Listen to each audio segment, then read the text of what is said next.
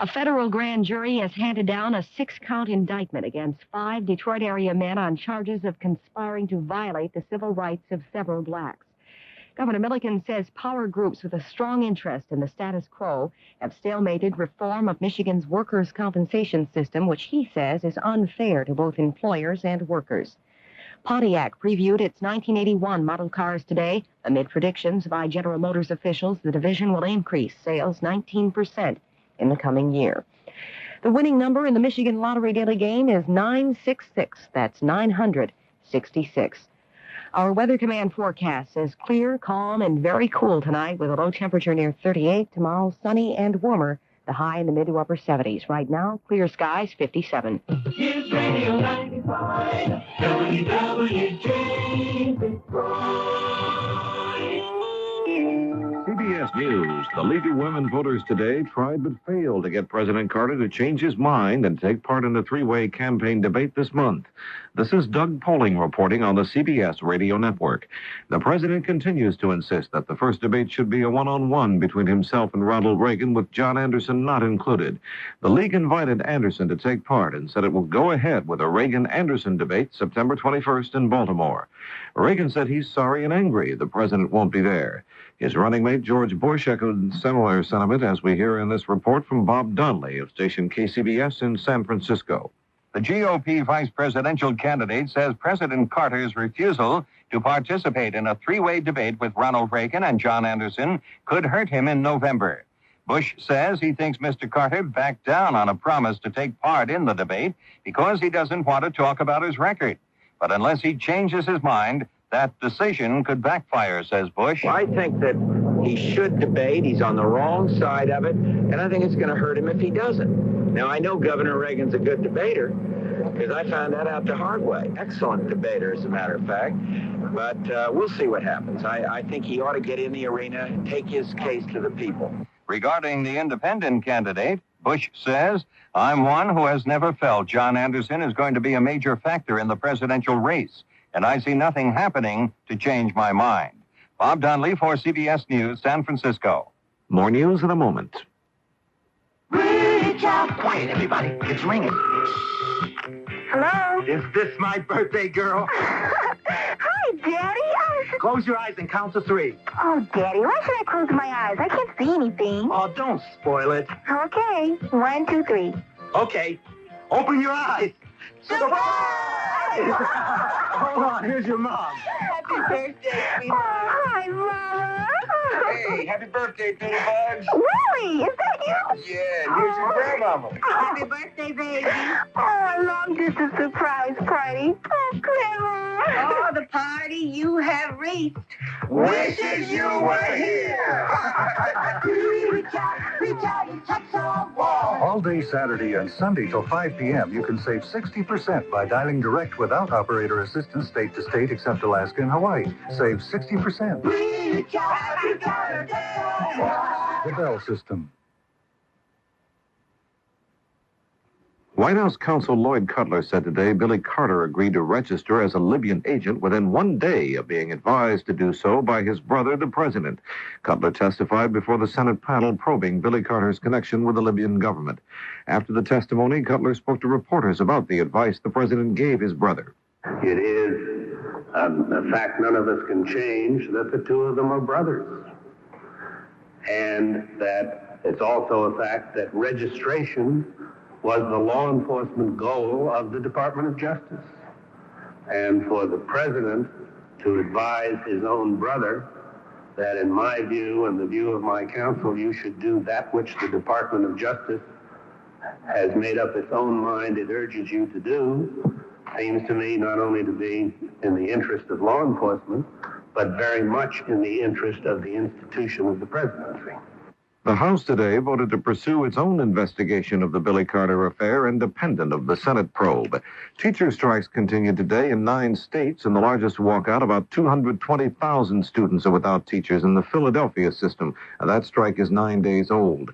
Bus drivers have joined teachers in a walkout in Columbus, Ohio. Students had to stay home for the 3rd day because of a teacher strike in Rochester, New York. Retail sales rose in August by 1.5%, the 3rd straight monthly gain. But when the figures are adjusted for inflation, the gain is wiped out. The Federal Reserve said today consumer credit increased in July, led by a 38% gain in new credit for automobile purchases. Another government report revealed that, adjusted for inflation, American businesses plan to spend slightly less this year for plants and equipment than they did in 1979. And now this. Are the newscasters merely entertainers? Are the ratings more important than the news? I'm Ron Powers, TV critic and journalist, and I've written a book about the showbiz side of the news. It's called The Newscasters. The Los Angeles Times calls it shocking, provocative. The Wall Street Journal says the newscasters will make you mad. It should. The Newscasters by Pulitzer Prize winner Ron Powers, an explosive paperback from Leisure Books. Leisure, the more you have, the more you want. Where is that clerk? Can I help you? We have to see the hotel manager. Right away. I'll get him. And hurry. Oh, John. It's okay. It's Our okay. vacation's ruined. Don't worry, honey. Please, maybe we can find someone who'll help. I'm the hotel manager. Oh, listen, we've lost our traveler's checks. All of them. What should we do? Well, what kind were they? American Express. Right. American Express. Come on, I've got their number right here. You can call for help anytime from anywhere in the country with American Express traveler's checks. Ask for them by name. President Carter announced today he will name his Deputy Energy Secretary, John Sawhill, to head the new Synthetic Fuels Corporation. This is the quasi-governmental body the president created to encourage the development of alternative fuels and reduce U.S. dependence on foreign oil. The corporation will use the revenue generated by the windfall profits tax on the oil industry to sponsor the development of alternative fuels. This is Doug Poling, CBS News. When you're ready, really ready, we'll be there when you are. Santa is ready to fly. Yes, we're ready to fly. Go steady with the Ready Airline to Memphis, Houston, or New Orleans. Delta has the most flight times to New Orleans, a daily dozen with an afternoon nonstop, plus a timely nonstop to Houston, one of 7 daily departures. You can fly Delta nonstop to Memphis any evening or night, or choose from 3 easy through flights. What's more, we're ready to save you money with thrifty night coaches and supreme Super Saver fares to all these places. Get the details from Delta or your travel agent. And when you're ready to go to Memphis, Houston, or New Orleans, we'll be looking for you. Delta is ready. We're ready when you are. Delta is ready. We're ready when you are. The CBS Radio Mystery Theater presents...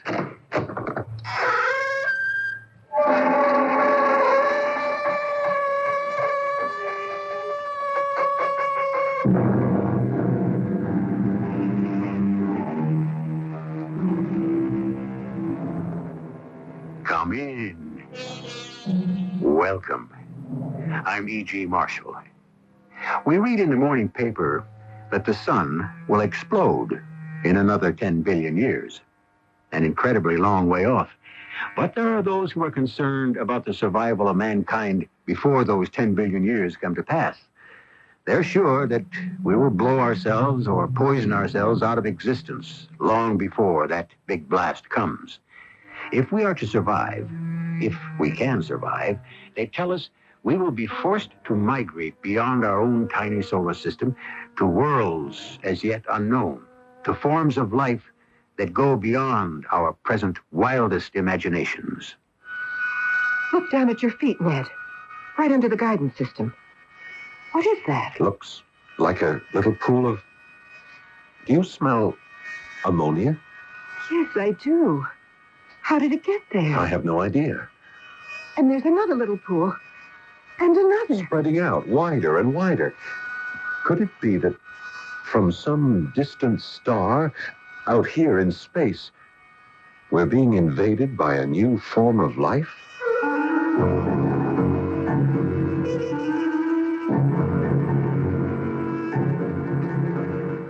Our mystery drama, Ocean of Emptiness, was written especially for the Mystery Theater by Arnold Moss.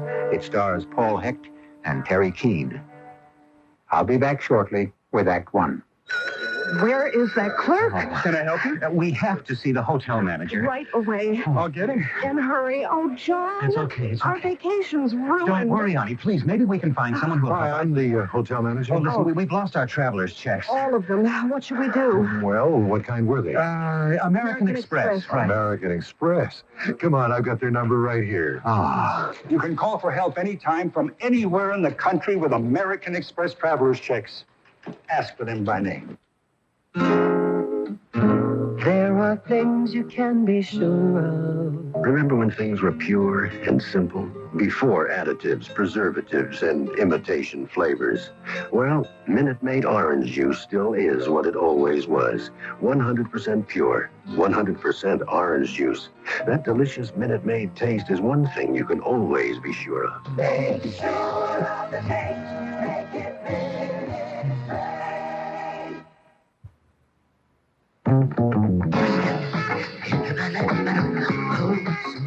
Hi, this is Wayne Mills. You know, too many high school graduates who want to go to college find they can't meet the high cost of higher education. Now, if college money is a problem for you, then I'd like to talk to you about a plan that will not only pay your tuition, but also pay you a monthly cash allowance while you're in school. If you can qualify, Naval ROTC will pay the cost of your college tuition, plus a monthly cash allowance. And when you graduate, you'll be commissioned as a Navy ensign or a second lieutenant in the Marine Corps. It never is too early to plan for the future with an exciting career. The Navy. It's not just a job. It's an adventure. For more information, call toll-free 800-841-8000. 800-841-8000. You step into my life, step into my life, step into my life.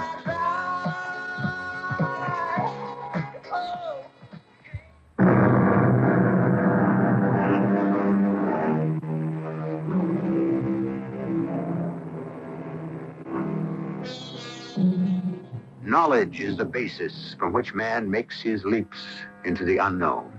Incredible knowledge. In his attempts to discover the nature of the universe, man keeps making the kind of advances which sometimes simplify, sometimes complicate the process we call life. The time is a distant day in the future, 1995 to be exact. Two young Americans are tearing through space in the spaceship Hyperion, the first married couple to investigate some of the profoundest mysteries of the universe. They have tuned their radio receiver to ground control back on Earth. Ned and Chloe Miller gave their lives, trying to reveal what exists beyond the distant limits of our tiny, insignificant universe. Today, we memorialize the courage and the boldness of these two dedicated Americans, husband and wife, who set out into the darknesses of space, never to return. This happened exactly 100 years ago today, back in the year 1995. Ned and Chloe Miller were pioneers in the most daring adventure ever conceived by man up until Turn it that off, time. Ned. It's crazy, Chloe. I mean, what kind of joke are they pulling? He was talking about us, whoever he was. Yeah, as if we were dead. Dead for 100 years. As if this were the year 2095. 100 years from now. Gag or no gag, it is a little scary. Yeah, it's got to be that idiot Charlie Abbott down at ground control. His crazy sense of humor. Some joke. Yeah, wait till we get back. I'll pin that monkey's ears right into the ground. If we get back. What are you talking about? We've been out now for more than 36 hours. In a little over a day and a half, we've covered nearly 400 million miles. Right, Captain? Right, Lieutenant. The reading says 389,986,000 miles from Earth. Well, what's your point, Chloe? Here we are, almost in orbit with the planet Jupiter. When we left the launching pad, we were traveling at 50,000 miles an hour. In almost no time, we're approaching the speed of light itself. Oh, it's one of the reasons we're here. 175,000 miles per second. Yeah, nearly 11 million miles an hour. So what? 10, 15 years ago, only a writer with a mad imagination would have thought this was possible. So? So I'm terrified. That's what. Absolutely terrified. And That's why I want us to turn back. You know as well as I do we can't do that. Why can't we? For the first time in history, two people have been shot out into space where they're completely on their own. Except for our periodic reports back to ground control, we can go where we please, how we please, when we please. Big deal. I don't understand you. We are about to change the whole concept of the universe, maybe. Oh, Chloe, what's wrong with you? Not a thing. Look, we're piling up firsts, one right after the other. The first man and wife in space, the first humans to travel in the gravitational pull of other planets, the first manned flight to the last outposts of the solar system. I know, Ned. I can recite them all backwards. I am still afraid. Of what? I'm afraid for you and me. I'm just afraid for us. Oh, I don't get it. We know that as an object like this ship approaches the speed of light, the energy that's needed to move that object Increases. Head of the class, Chloe. High school physics, Einstein's theory, E equals mc squared. Then you tell me the rest. What's there to tell? As the energy increases, so does the mass of the moving object. And? Go on, finish it. If the speed of light were to be achieved, and we're getting about as close to that speed as we ever will, then what happens? What happens, Ned? High school physics. Nothing happens. Nothing. Well, the mass. The mass, the moving object, in our case, this ship. What happens? The mass becomes infinite, immeasurable. Which we both know is impossible. Right? Which is why we can never actually reach the speed of light, no matter how close to it we may come. But the closer we do get to it, the closer the possibility of destroying ourselves, of blowing ourselves into tiny little atoms of dust. And that's why I want to go back. You knew all that before we ever started out. Nobody forced you, you know. Now, if we turned back, we'd be thoroughly disgraced. But we'd be alive. Chloe, take a look at all those stars out there. Billions and billions of them, like so many tiny snowdrops or fireflies twinkling their little lights against a background of velvety black darkness. And just think, the light they're giving off, the light we are looking at, left those billions of stars millions and millions of years ago. And no human being has ever been closer to them than we are at this very moment. It's breathtaking. The mystery of what we're looking at takes my breath away, too, but I want to look at them not from up here in space, but from the Earth once again, with my feet firmly planted on the ground. Oh, Captain, what do you say? What's that? We're on alert.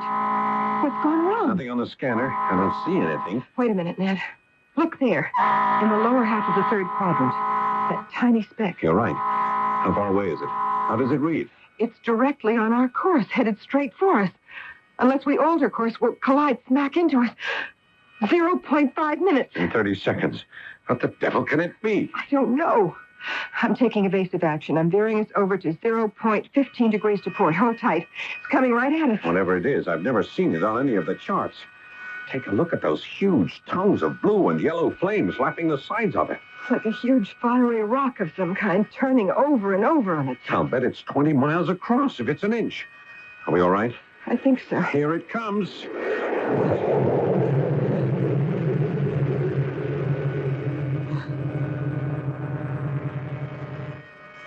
That was close. Much too close.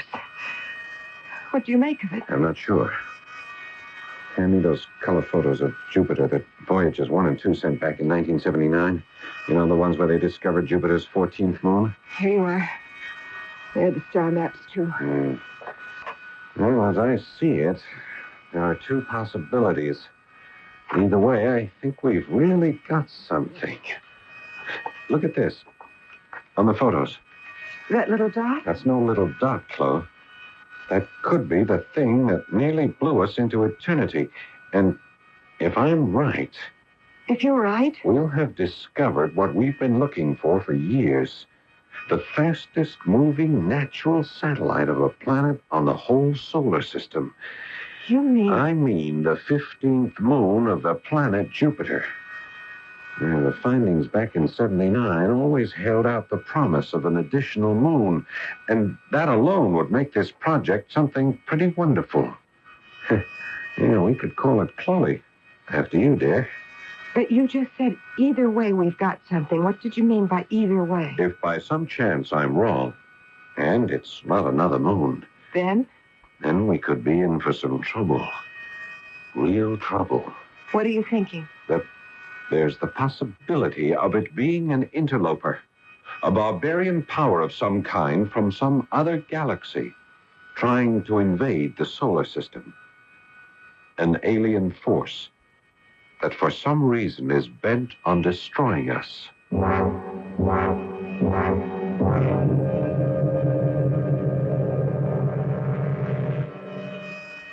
It's almost time for us to make our report to ground control, Chloe.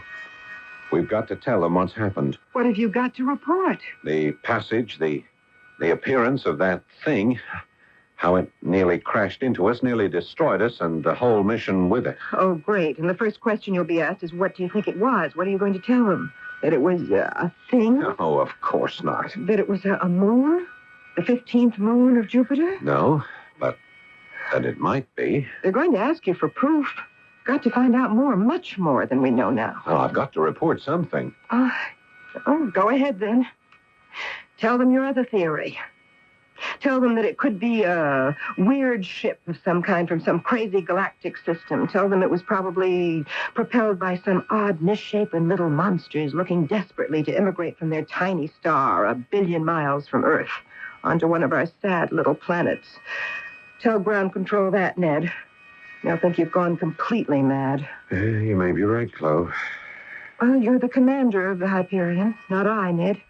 It's your party. And it's your pretty neck.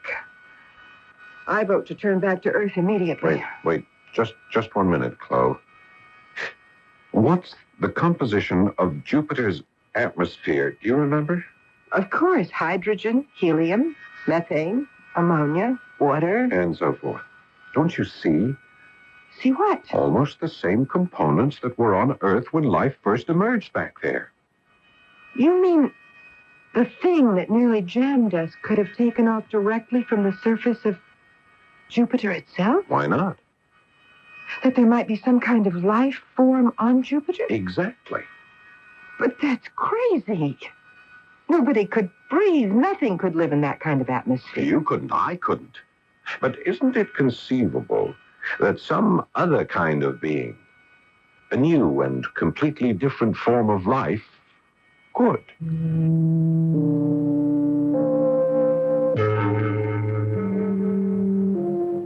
A great English poet 200 years ago had high praise for the man who, through vast immensity, can observe what other planets circle round the suns, what varied being peoples every star.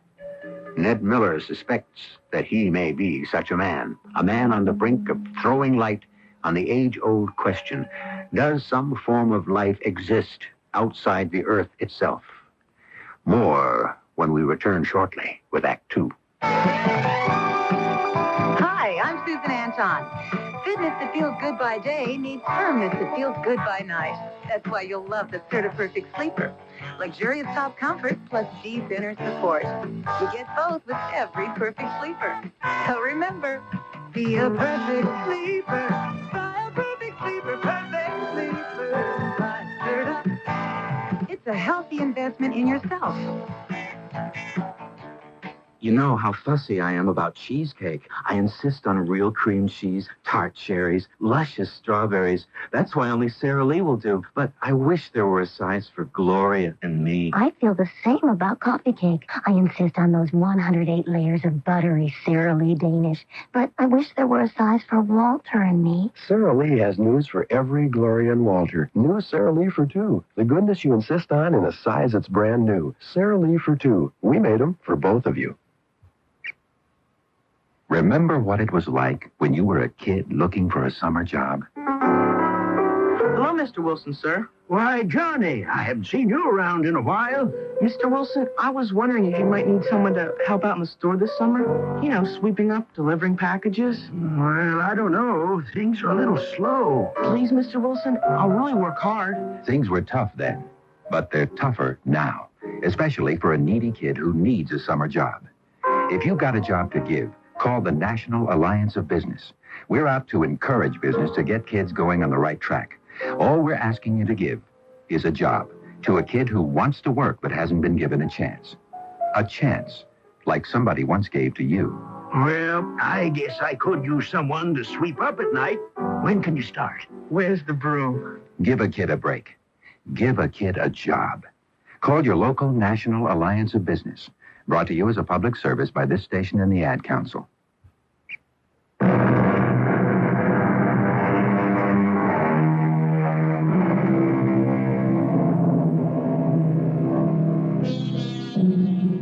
It's been said that the universe is full of magical things patiently waiting for our wits to grow sharp enough to discover them. Ned Miller is almost certain that he and his wife, Chloe, are on the sharp brink of human history, at the birth of a gigantic, mysterious adventure more important almost than anything the human mind has ever been capable of grasping. Don't do it, Ned. It could be dangerous. Don't try to stop me, Chloe. At this moment, we're orbiting Jupiter at a distance of less than 2 million miles. At our present speed, we could alter course and reach its surface in 10 minutes. Then what? Land on Jupiter? Not yet. First, I'm going to probe a direct radio signal to its surface. See what response I get, if any. Pretty big target. Where do you direct the beam? What part of Jupiter's surface? Right onto the great red spot. Ned, no, you can't do that. Jupiter gives off a higher magnetic energy than anything in space we know of. As for the great red spot, we know almost nothing at all about it. What you're about to do could very well blast us to bits. Yeah, well, it's the chance we'll have to take. Don't take that chance, Ned, please. We've gone this far, we're not stopping now. And heaven help us both. Here we go.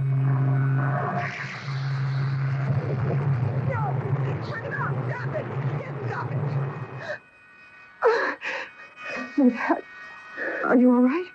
I think so. You? A little shook up. You stopped transmitting just in time. Yeah, I guess it was more than we could take. That was the biggest electrical storm I've ever seen in my life. The bolts of lightning, the balls of orange flame. Yeah, we could never get through that circle of energy.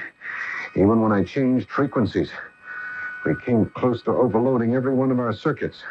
Ned, look at me. No, please don't turn away. Look at me. What's wrong now? I don't know. Something funny is happening to you.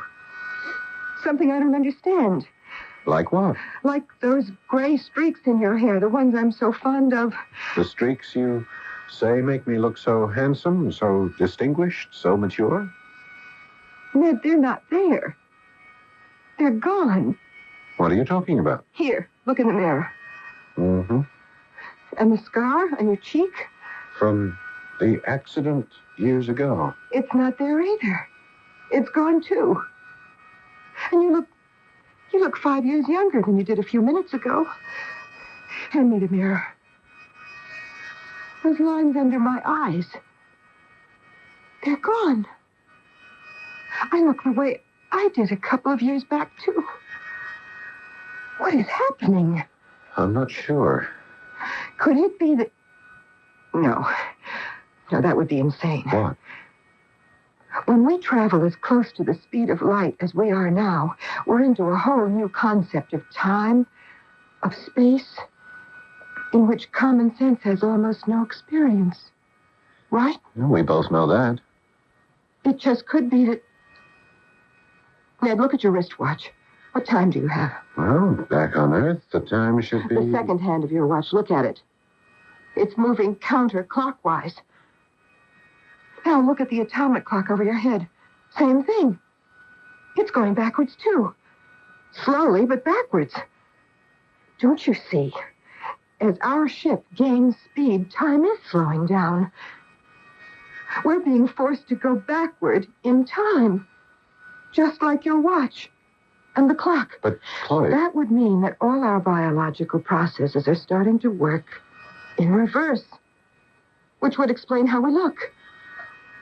Ned, first we've got to slow down, and then you've got to turn this ship back to Earth right now, this very minute. Chloe, for the last time, I have no intention of turning back. no matter what the risk. What makes you so absolutely pig-headed? Because I know that the chemistry on Jupiter existed almost identically on our own planet long before the emergence of life. So what? I know, too, that millions of years ago, the Earth's first atmosphere, when it was exposed to the action of sunlight, produced more complex molecules, organic molecules of a very crude but elementary form of life. And? The possibility of that having happened, of happening on Jupiter, may be remote.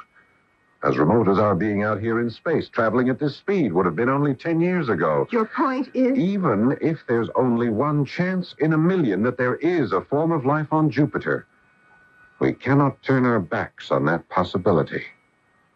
Is that it, Ned? That's it.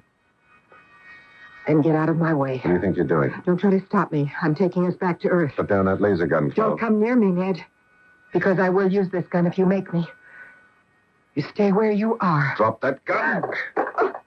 Ned, you hit me. Don't you try anything like that again. Now, the first thing we do is report to ground control on Earth. Tell them what we've seen, what's been happening, and what we plan to do. And then? And then we're going to try to get through to Jupiter. We just tried, and you couldn't. We nearly got killed. The radio signal couldn't get through. That's not to say that the ship, couldn't. You mean you're going to stop circling Jupiter and try to get the ship past that fantastic magnetic field? We'll be vaporized into cinders. Remember that line in Shakespeare's Macbeth? I dare do all that may become a man who dares do more is none. Get ground control on the sensor.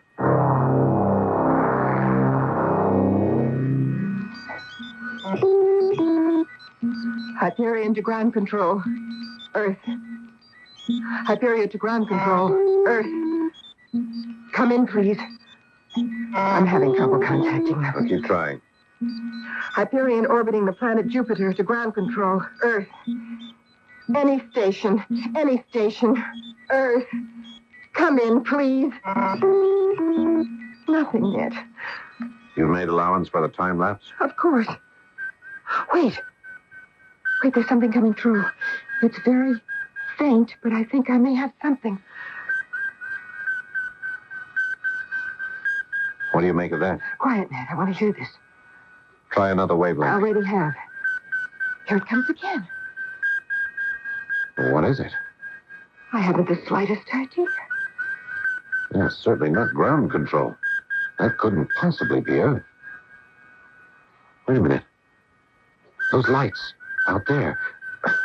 Like the 4th of July. Where are they coming from? Shining right into our eyes. They're trying to blind us. What in heaven's name is causing that? Take a look out of the starboard portal. I don't believe it. You were right. Those sounds, they were not coming from Earth. There's where they were coming from. It's that thing. It's come back again. That big flaming rock. Whatever it is, it's still after us. Spitting its flames all over the place. Veer over to port, Chloe. Okay. Ned, the rock's doing the same thing. Give it more, Chloe. Further to port. No, it doesn't seem to make any difference. And take it to starboard. You see, there's the same number of degrees that we do, in the same direction. Put us into reverse. Back off from it, and whatever you do, maintain speed. We're in reverse. But the distance between us remains the same. No. I'm wrong. It's coming closer. We're acting like a magnet, drawing it to us.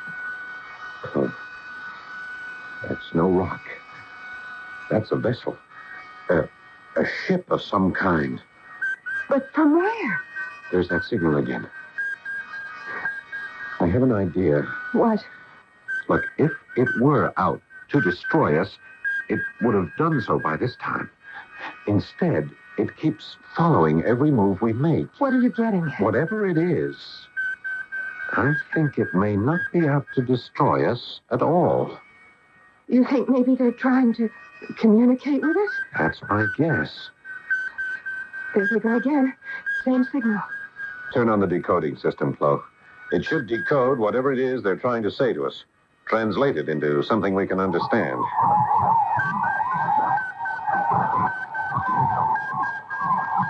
What's happening? The decoder doesn't seem to work. All it does is make their signal even stronger than it was. Nothing? Nothing at all. What do we do? Well, for the moment, all we can do is to maintain course. See what happens. Ned? Yeah? The rock. Oh, thank heavens it's going away. Yeah, so it is. Do you smell anything like ammonia in here? Ammonia? I smell ammonia. So do I.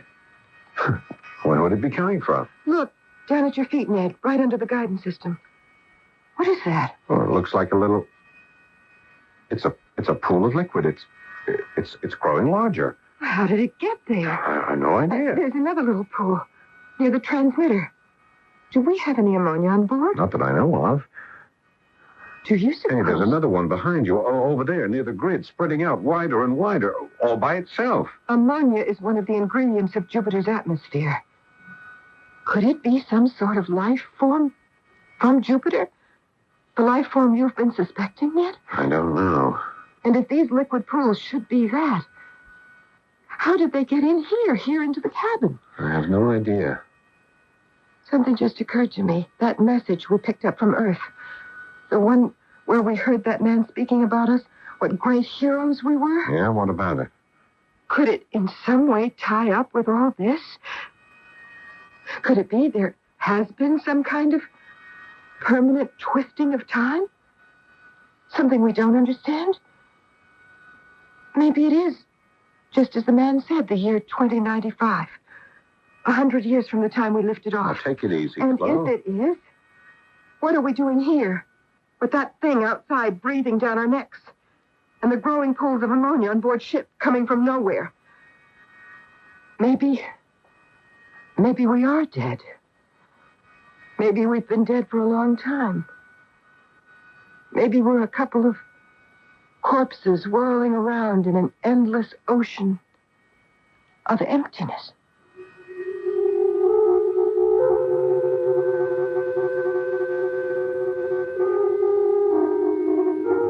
Where do ideas originate? Do they come from hard reasoning? Or do ideas come from those natural instincts we call intuition? And if they do come from intuition, is it true that the insight, the intuition of a woman is a lot more sensitive, more reliable than that of a man?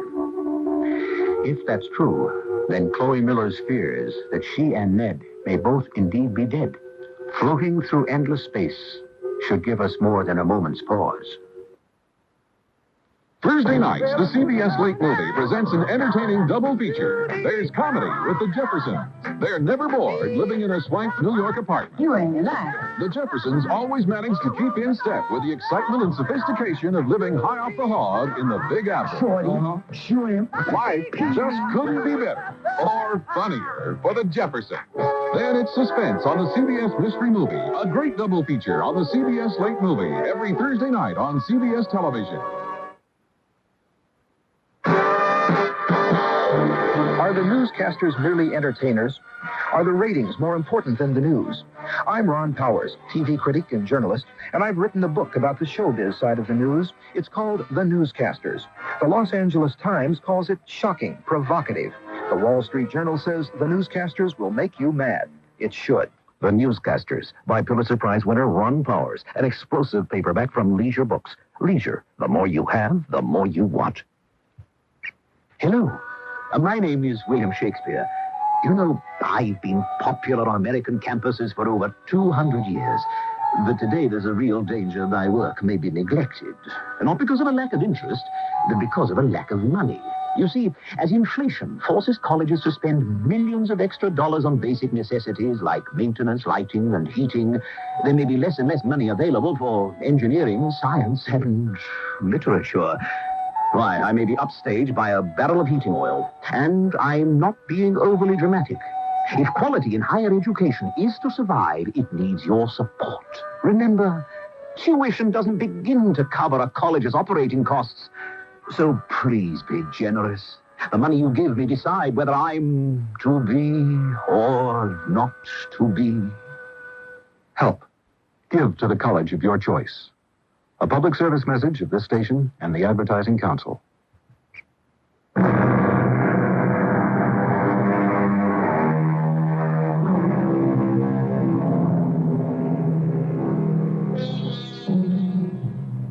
people who are convinced that we children of the earth may be about ready to reach maturity in the great universe that lies beyond the tiny worlds we know of. And when this happens, they say, it's altogether probable that a new species of life will break out of its present physical bonds and become free and independent in the universe. But we're getting a little ahead of ourselves. We just heard Chloe Miller say to her husband as they hurtled through space, Maybe we are dead. Maybe we've been dead for a long time. Maybe we're a couple of corpses whirling around in an endless ocean of emptiness, just behaving as if we were alive. Chloe, I've changed my mind. We are turning back. Back to Earth. Oh, Ned, thank you. Oh, thank you. You don't know how happy that makes me. Oh, would you like to know why? The only thing that matters is that we're going back. It's because, well, now I'm afraid. Ned, you know I wasn't really serious about that laser gun. I would never have used it. Yeah. It's a little more than that. I don't follow. For the past few hours, your fears have been building one right after the other. The fear of being vaporized in space because of our speed. The enormous fear of that thing that's still out there somewhere. The fear of my wanting to try to make an actual encounter to land on Jupiter. And then... Yes? Now look at me, Chloe. The silver streaks in my hair.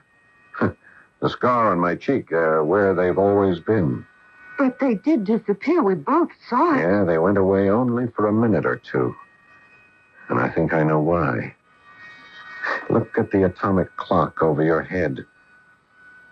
Which way is the second hand moving? The way it should, but it wasn't before, Ned. I swear to you it was moving backwards. And suppose it was. What are you trying to tell me? That I'm not responsible for what I see or do? That's not what I'm talking about. Then what are you talking about? Because only one of us can be right. No, we're both right. We must have penetrated some kind of weird time pocket, like an air pocket in which time and our life processes were, in fact, working in reverse. But we're out of that now. And things are normal once again. Normal? Are there pools of liquid down there at your feet or aren't there? Is that smell of ammonia normal? Or is all this something that will be gone in a minute or two? No, the pools are there. The pools are real. Then maybe I'm not quite as irresponsible as you make me seem. We're going back. Once we leave Jupiter's orbit, we should be back on Earth in, 38 hours. Roughly. Yeah. What's our course? According to the grid reading, it looks as if... Wait a minute. What is it? The reading on the Omicron activator, it should be 108. Instead, it's at 0. It's gone dead. And the grid is blank. Yeah, what's gone wrong? Ned, do you think that the pools of ammonia, or whatever they are, do you think they might have done something to the ship's mechanism?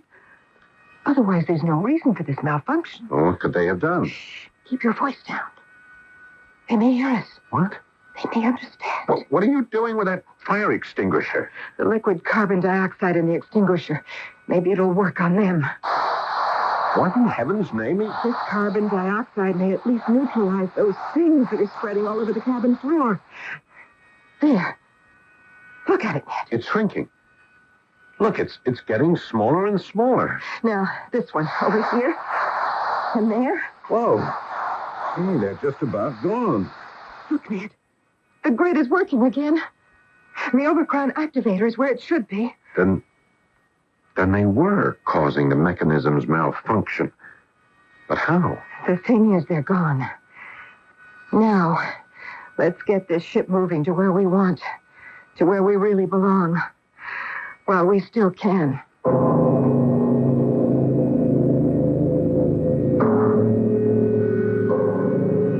Flo, take a look at the scanner. Oh, you can actually begin to see Mother Earth. Everything's just as it should be. Except for one thing. Which is? Are we 100% sure that is Earth?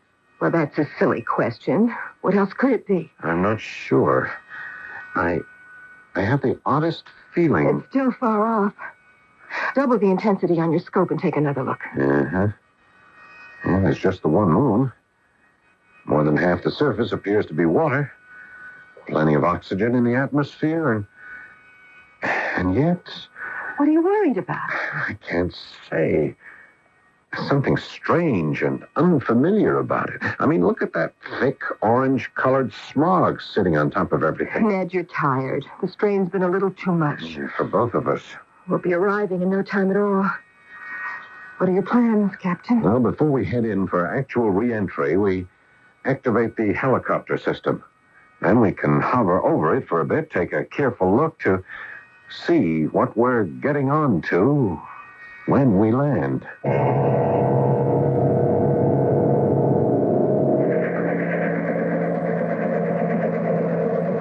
Ground speed, Chloe. 72 miles an hour. Chopper system. Everything A-OK.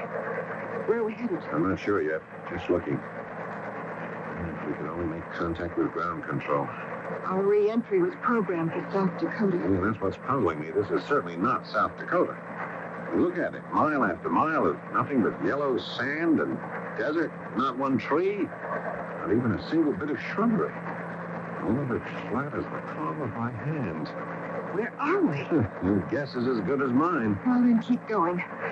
After all, we have made it back to Earth. Ned, look up ahead. Those are mountains, aren't they? Rising out of the flatland? Yes, so they are. Let's head toward them. Meantime, I'll go over the ground charts again. Try to find some sort of a clue.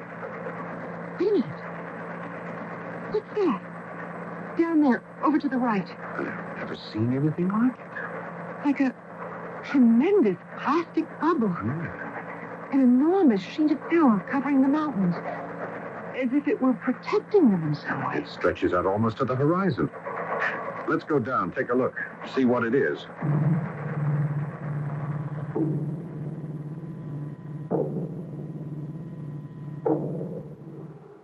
There's got to be some way of getting inside this bubble. Wherever we go, it's sealed tight. No hint of an opening.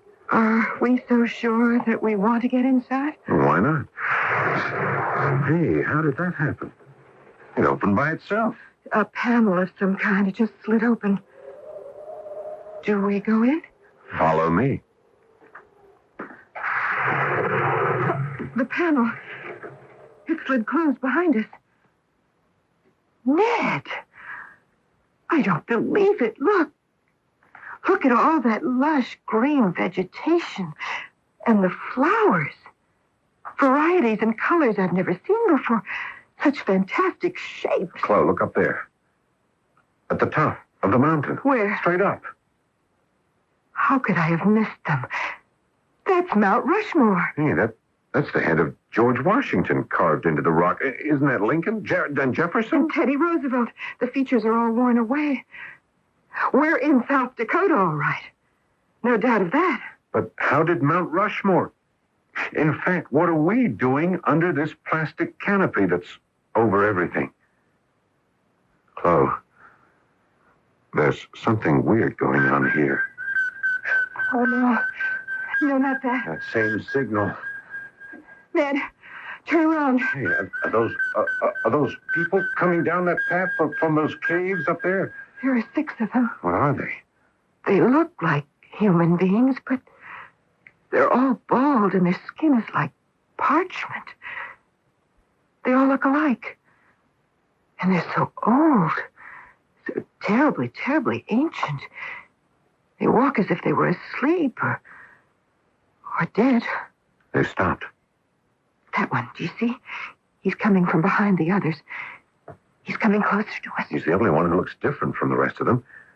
He has a big shock of white, uncombed hair. Be quiet. I think he's trying to say something to us. His lips are moving. Who are you? I'm Ned Miller. This is my wife, Chloe. How do you do? You look familiar. Have we ever met before? I think not. I hope you are not too alarmed by your journey here. You know where you are? Our point of re-entry was programmed for South Dakota. I am so sorry. This is not, how do you say it, South Dakota? You are welcome, my young friends, but you are strangers to us. Sir, exactly where are we and who are you? We are of a world you never knew, people you never dreamed of. May I ask, sir, who you are? The oldest of us all. How old are you? I cannot remember exactly. One year has become so little different from any other. Yes, well, that's not so for us. This year is especially important for my wife and me. Yes, 1995 is a year we're not apt to forget. 1995? Well, you are mistaken. This is not 1995. Oh, it has to be. We left the Earth only a couple of days ago. The present year, reckoned by the primitive calendar your people used more than 5,000 years ago, is 6998. 6,998.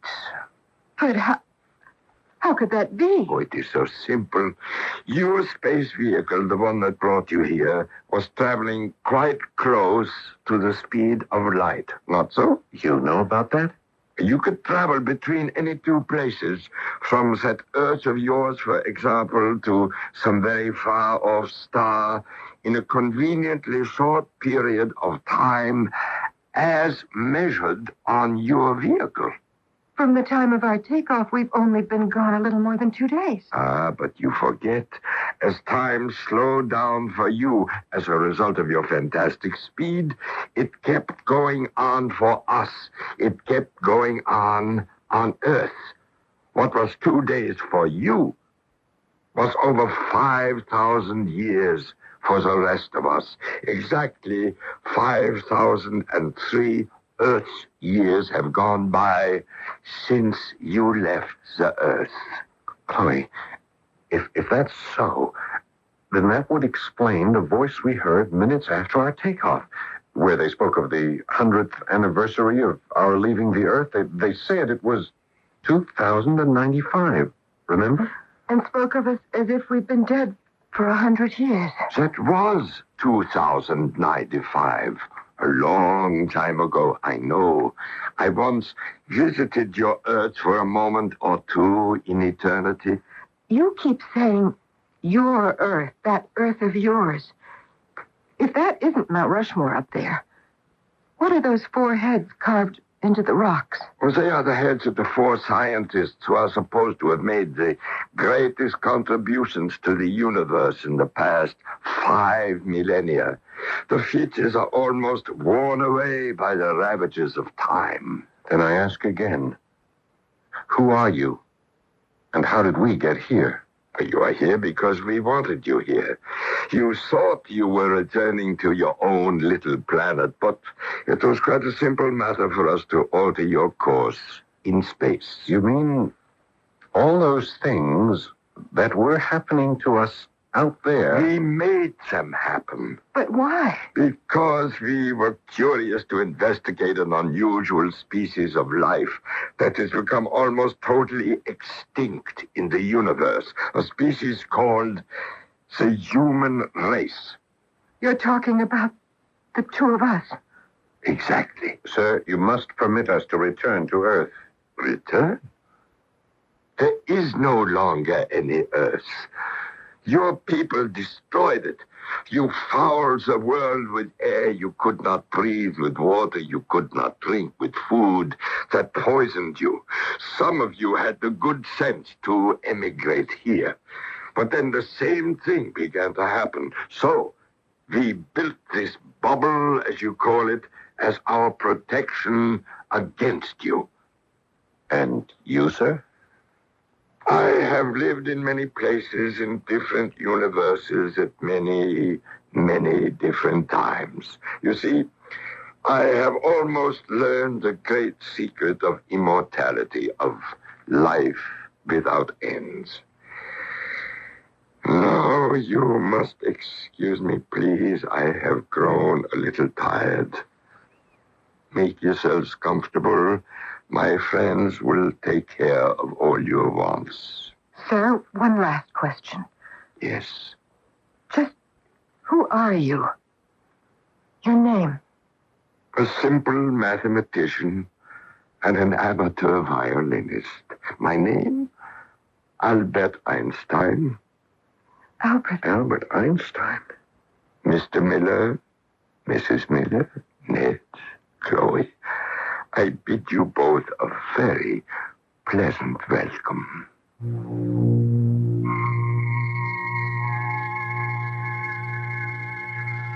A well-known poet has written, I dipped into the future far as human eye could see, saw the vision of the world and all the wonder that could be. We've done more than a little dipping into the future with our story, but who is to say that it could not happen? I'll return shortly. Danielle Steele. Millions of women like you and me have loved her bestsellers, from To Love Again to The Promise, because no one knows more about loving. I thought loving would never be part of my life again after 2 men broke my heart. That was before Oliver, before I learned how little I know about myself. And loving. Danielle Steele's new novel captures all the joys and risks that are part of every woman's passion. Loving, a new Dell paperback bestseller. Here's an important energy announcement from Amana, an announcement that can save you money. According to figures just published by the United States government, Amana refrigerators have the lowest estimated yearly operating costs in 5 out of 8 different size categories, from 12 cubic feet to 25 cubic feet. So if you're looking for a refrigerator, big or small, see your Amana retailer right away. Amana, first again with energy savers.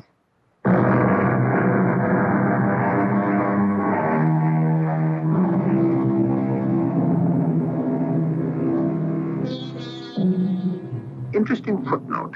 Albert Einstein was not, is not, if you please, an extraterrestrial living on some far-off star who designed to spend a minute or two of his time, on Earth. That, of course, is no more than a figment of our writer's imagination. But the element of an incredibly huge time warp, the tremendous difference between the time of an object traveling close to the speed of light and the time back on Earth, is not the product of a writer's fantasies, but absolute, proven, scientific fact. A fact which we owe to Dr. Albert Einstein. Our cast included Paul Hecht, Teri, Keane, and Arnold Moss. The entire production was under the direction of Hyman Brown. And now, a preview of our next tale. I want you to sponsor me. Sponsor you? Why? I am carrying your work forward. You are denying everything I ever held to be true. But I'm building on your foundation. You discredit me. Your place is secure. But now you must yield to men who have gone beyond you. It happens to all great discoverers. Darwin, Freud, Einstein. Yes, but not yet. Not now. Not this year. Wait till I'm dead. Professor! This dagger destroys me. This bronze-bladed dagger destroys me. Why did you have to find it? Because it was there. Why did you have to bring it here and show it to me? Because I wanted you to be the first to know. The first to know that I'm disgraced? Professor, that isn't true. I could kill you. What are you saying? I could kill you with this dagger. I could kill you. This is E.G. Marshall inviting you to return to our Mystery Theater for another adventure in the macabre. Until next time, pleasant dreams.